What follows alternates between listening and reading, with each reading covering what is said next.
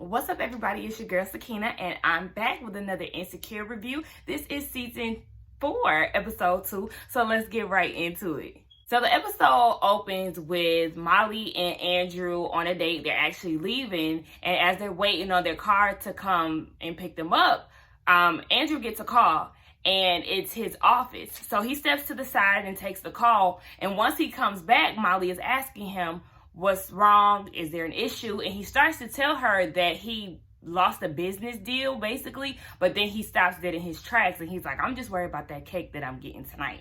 And she was like, oh, but who said I'm sharing? And next thing you know, the next scene, child, they doing it and doing it well, okay? By the way, I was on Instagram the other day, and Andrew is with Team Swirl, okay? He has a black girlfriend, a chocolate one at that. So, baby, this is real life. The next thing that we get is with Issa and Condola walking around the streets. They're having a walkthrough of where the bar party will be taking place at, and they're so excited about everything falling into place. So they start to talk, and Issa is saying that she wants to take Condola out for drinks this weekend. Condola says she can't because she's busy. She asks her where she's going, and I forgot what place she was going to, but basically it's a romantic place. So Issa puts 2 and 2 together and is like, oh, you're going with Lawrence. They both agree that they don't want anything to be awkward when it comes to Lawrence, and they decide to basically joke about it. Issa's like, I don't want a nigga who put mayo on his fries to ruin our friendship. And Condola was like, right? So they start to make light jokes about Lawrence, and that's basically how they break the ice and the awkwardness about them essentially having relations with the same person, just at different times.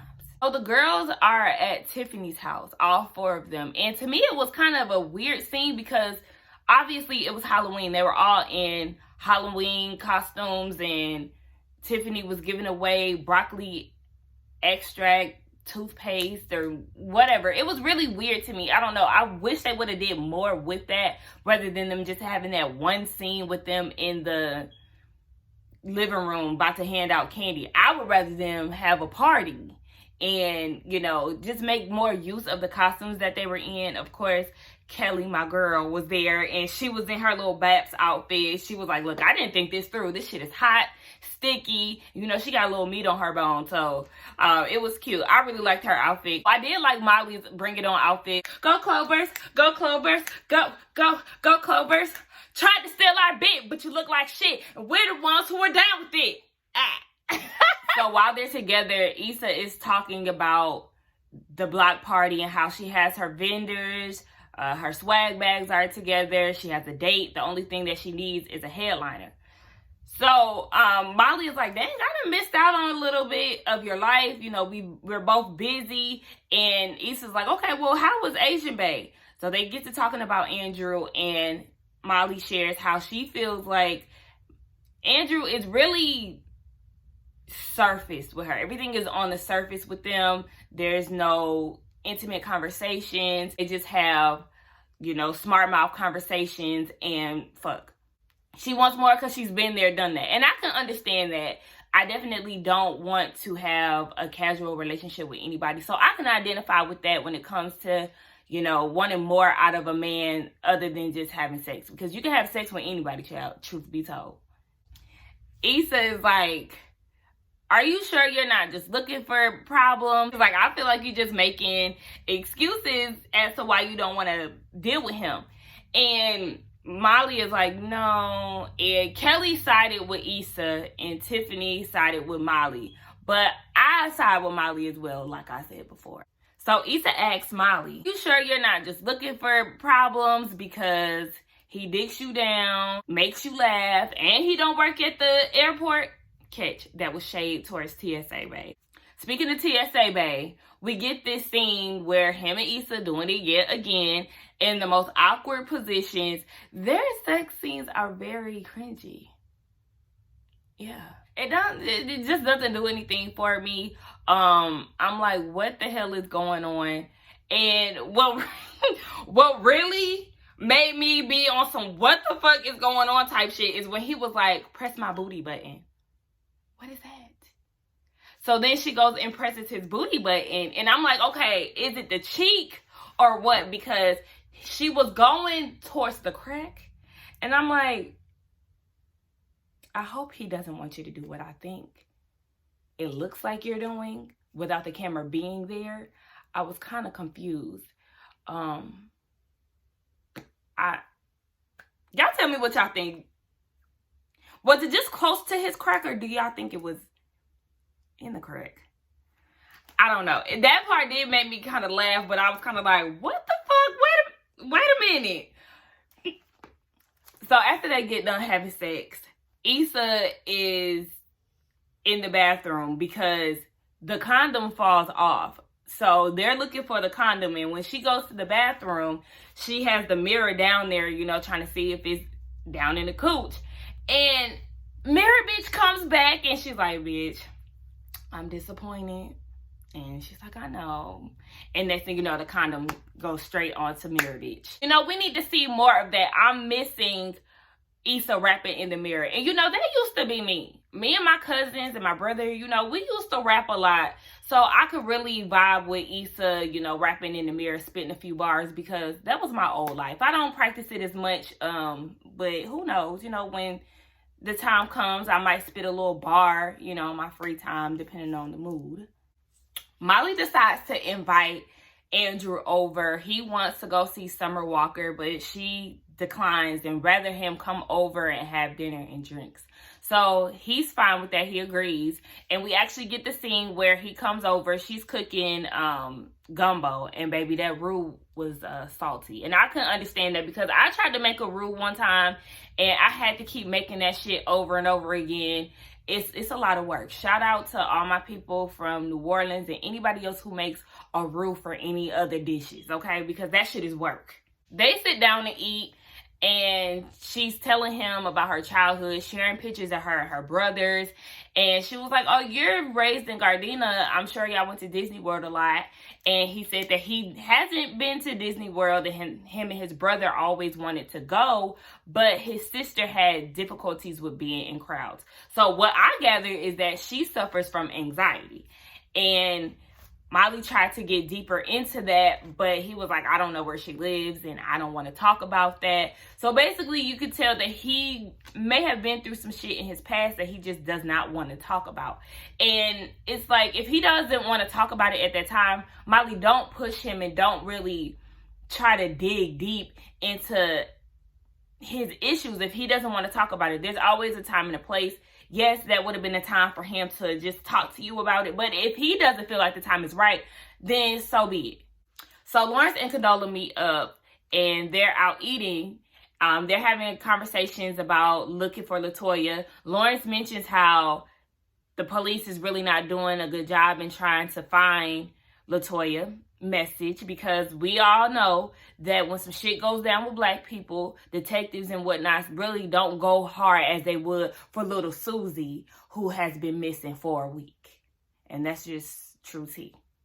So he tells the waiter to get him some mayo for his fries, and Condola starts to laugh. So he's like, what's funny? She tells him that her and Issa were joking about how he eats mayo with his fries. So he's like, oh, okay. Wait. Y'all talk about me? And she was like, not like that. You know, we were really just trying to break the ice. It was nothing major. And, you know, he's like, oh, yeah, that's cool. That's fine. And, of course, we get the camera switches over to him talking to Chad and Derek. And he's like, hell no, I'm not fine with that. I'm not cool with that at all.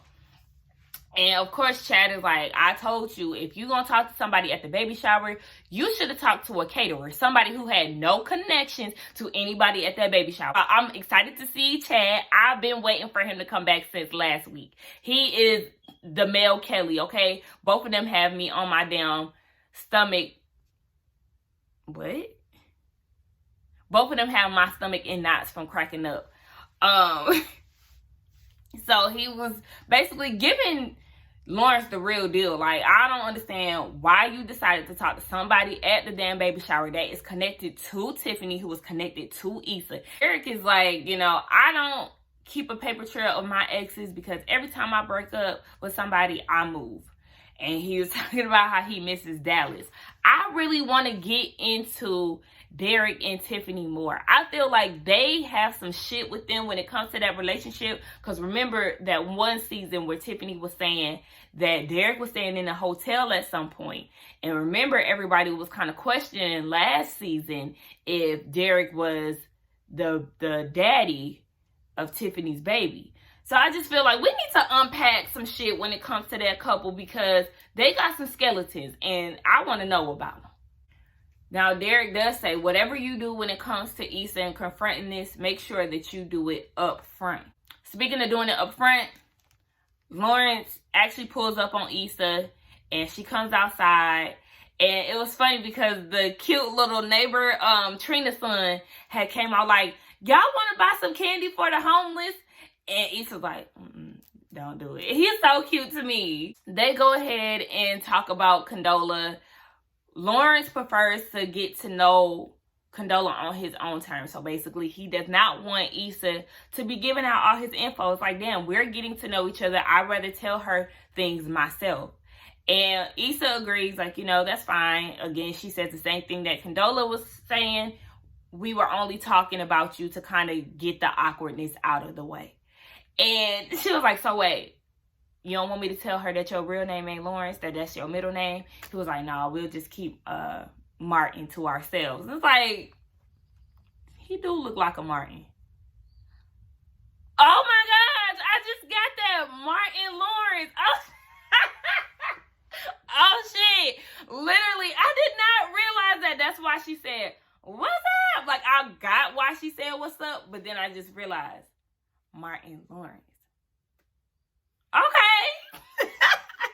Issa and Condola meet up again, and they talk about how they're going to find a headliner, and they're aiming for Schoolboy Q. So they're going out to a concert, and they're planning to, talk to him at that concert. Now, they're wrapping up the conversation, and Condola is getting ready to go, and Molly actually walks in before she heads out. And of course, Molly is like, what the fuck is going on? So basically, she's peeping the scene, seeing that Issa and Condola is really building a friendship, are really building a friendship. She's really side-eyeing the whole thing. And Issa's like, oh, Condola, matter of fact, you should just stay with us. You said that you're hungry. Just sit down and eat with us. And she's like, no, I won't do that. And she's like, no, sit down. So Condola agrees to sit down and eat with them. And she goes to the bathroom. So as she goes to the bathroom, Molly is like, I want to talk to you about some things. Like, why are you keeping her here? And Issa's like, oh, do you want her to leave? And I'm Molly, okay? I don't like unexpected guests. When I'm planning to meet up with my friends, do not come with extra people. If you're bringing extra people, let me know. And I will determine whether or not I want to be bothered, because it all depends on my mood. I may not be in the mood to deal with your new friends. I may not be in the mood to deal with your old friends. I'm very particular when it comes to who I want to be around, and my attitude can change like that. So let me know when you want to invite somebody somewhere. That way I can determine whether or not I want to be around. So Issa is pulling up to the Schoolboy Q concert, and she's sitting in the car. She gets a message from Condola saying that she's getting ready to pull up. So as she's waiting for Condola, she calls Lawrence to ask him if Condola knows about them meeting up. Now, Lawrence suggests that they not tell her about it, and they both agree to do so. But my thing is, if you agree not to tell her, then it kind of comes off as if y'all are being sneaky when in fact you're not. So why not just be upfront with it and tell her that y'all met in regards to not bringing up his name while y'all are together? To me, if y'all are building a friendship, that would be the responsible thing to do, just to prevent any drama coming from that when it really was nothing to begin with. Then we see Issa in the concert, because when Molly had the little spat with Andrew, she ends up calling Issa, and Issa was in the concert at that time. But Condola was nowhere to be found. So I found that kind of odd that they never showed us whether or not Condola decided to come to the concert. Maybe I'm reaching, but that was kind of weird to me. So we get a scene where Molly is at work and she's in a meeting with Torian and, you know, the big bosses, the partners. And they're speaking about a case. Torian is leading the way, speaking about the process. And as he's talking, Molly is like basically side-eyeing whatever he's saying. So one of the partners peep it and asks Molly if she has something to say. But of course she's like, no, I thought I seen some window cleaners out there, basically trying to avoid conflict with Torin. And Torin is side-eyeing her as well, like, what the fuck? After the meeting wraps, Molly goes back to her office and Torin comes in. So he's asking her if she knew about the case or the people that were mentioned in the case. And she said, yes, they used to work at her old law firm. And he's like, well, why didn't you bring that up to me? Like, why are you letting me waste my time? She does not want to step on his toes, and she tried to apologize to him about the way that she handled that presentation in last season. To me, it seems like Molly is damned if I do, damned if I don't. Now, she's trying to stay out of your way and you have a problem with it. But then she tries to be nice with you and you have a problem with it. It's like, nigga, make up your mind. Either you want me to be involved or you don't want me to be involved. What is it? So to me, I feel like, listen, girl, don't kiss his ass. Be cordial. Be co-workers. Don't try to get that nigga no advice on Cabo because he don't want it. It's Healthcare Sunday, and Issa and Molly go on a hike. And while they're walking, Issa is telling her how she has her headliner together. So obviously she booked with Schoolboy Q. Hopefully we get to see him in one of the later episodes when the block party airs. So then Molly tells her about the dinner that she had with Andrew and how he stormed off. And Issa hit her with a Molly from last episode. She was like, girl, sometimes I ask myself, do you want to be happy? And I said, Issa, girl, you're shady. You're shady, but also I understand that was a real subtle way of trying to get back at her. A real passive-aggressive way, if you ask me, because Issa felt some type of way about Molly questioning whether or not she likes to keep the mess up. And Issa hit her with one right upside her head, like, do you want to be happy? Because, bitch, you always complaining about stuff. Your life doesn't have to be that difficult. So as Molly is telling her about Andrew, she gets a phone call.